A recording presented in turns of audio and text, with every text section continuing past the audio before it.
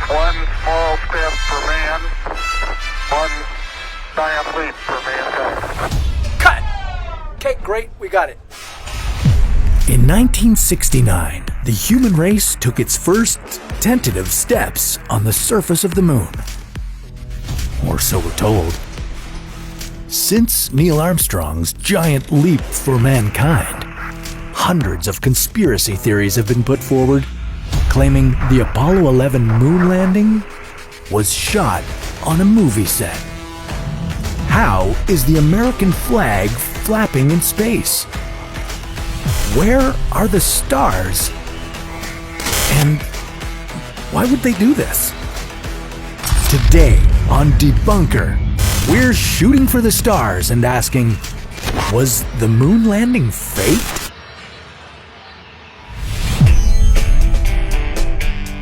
The year is 1969. Woodstock is rocking. The Manson family is horrifying. And NASA is putting a man on the moon. Less than a decade before, President John F. Kennedy promised the nation America would win the space race against what was then the Soviet Union. The question is, how far were they willing to go to keep that promise? The first rumblings that the moon landing was faked started to circulate after former U.S. Navy officer Bill Kaysing wrote a book entitled We Never Went to the Moon, America's $30 billion swindle. In the book, Kaysing claimed that there was less than a 1% chance NASA could safely send astronauts to the moon, land them there, and safely return to Earth. It made more sense, he claimed, that the whole thing was faked. The reason? To embarrass the Russians and save face after America's handling of the Vietnam War. Many people started doubting the authenticity of the Apollo 11 footage and began to notice some strange events. For instance, the American flag was flapping in a breeze, which of course is impossible in the vacuum of space. Keen observers also noted the lack of stars, strange shadows, and conspicuous rocks with letters on them. A year before, 2001: A Space Odyssey showed what movie magic can do when it comes to space. Did NASA give their moon landing the Hollywood treatment? Well, I hate to disappoint you, but the moon landing was the real deal. So let's break this one down and start with that proud, majestic flag. Conspiracy theorists were right in saying a flag would not blow in a grand gesture like that in space. But here's where things get interesting. Rods were inserted into the flag to make it look better and compensate for the lack of wind. That added more gravitas to the image. Next on the list would be the stars, or lack thereof. Here's the thing. Have you ever tried to take a photo of stars during the day? Can't see much, can you? That's because the sun overpowers everything. The same thing happened up there on the moon.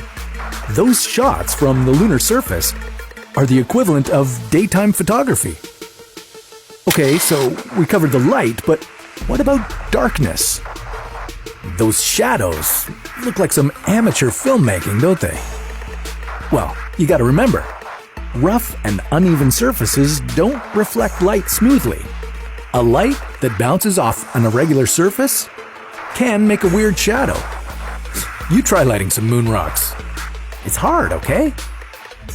But what about that weird prop? You know, the rock with the C in the upper corner? That's gotta be an art direction goof, right?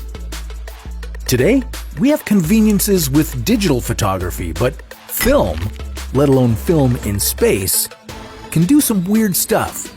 Sometimes, when you make enlargements from the original stock, debris can get in the way and mess up a print. Think of how overexposing a print can wash out the color, or a scratched negative can mess up an image. In this case, the original photo doesn't have a C on the stone. So, how did it get there? Well, a thread, stray hair, maybe even a thin fingernail landed on the machine when the new image was made, resulting in the C shape. So here's the truth.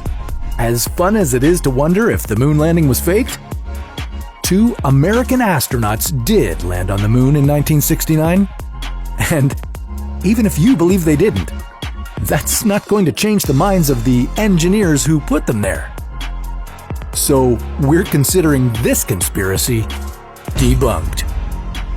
What case do you want us to crack open next? Let us know in the comments below. This is Debunker, signing off. And remember, stay curious.